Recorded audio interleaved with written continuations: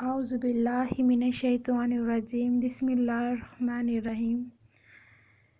شروع اللہ کے نام سے جو بڑا مہربان اور نہایت رحم کرنے والا ہے۔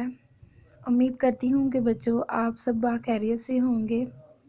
جیسے کہ ہم نے پہلے پڑھا تھا جی کے کا سبق نمبر 7 کا میری ذات، میرا تعارف مطلب میری ذات ہم نے پڑھا تھا، اور اب میرے ساتھ ساتھ بچے بک کا پیج نمبر 13 نکال لیں، اور آج ہم پڑھیں گے میری اچھی عادات۔ آج ہم کیا پڑھیں گے بیٹا؟ میری اچھی عادات۔ آپ کی بک پہ لکھا ہے جو میری اچھی عادات، وہ صرف 2 لکھی ہوئی ہیں، مل جل کر کھیلنا، پتہ میں اپنے دوستوں کے ساتھ مل جل کر کھیلتا ہوں یا کھیلتی ہوں، مل جل کر پڑھنا، ہم آپس میں مل جل کر پڑھتے ہیں، یا پڑھتا ہوں یا پڑھتے ہیں۔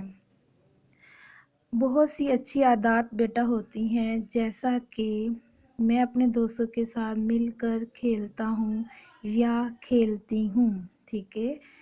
نیکسٹ ہے کہ میں اپنے دوستوں کی مدد کرتی ہوں یا کرتا ہوں۔ میں بڑوں کو سلام کرتا ہوں یا کرتی ہوں۔ میں کھانے کو ضائع نہیں کرتی، مطلب مکمل کھانا فنش کرتی ہوں، مکمل کھانا کھاتی ہوں۔ دوسروں کو اپنے ساتھ کھیل میں شامل کرتا ہوں یا کرتی ہوں۔ اور میں دوستی کا ہاتھ بڑھاتی ہوں یا سلام میں پہل کرتی ہوں۔ میری اچھی عادات میں السلام علیکم پہلے بولنا شامل ہے، اور جب گھر داخل ہوتی ہوں بآواز اونچی السلام علیکم بولتی ہوں، اور جب گھر سے باہر نکلتی ہوں تو اللہ حافظ بولتی ہوں۔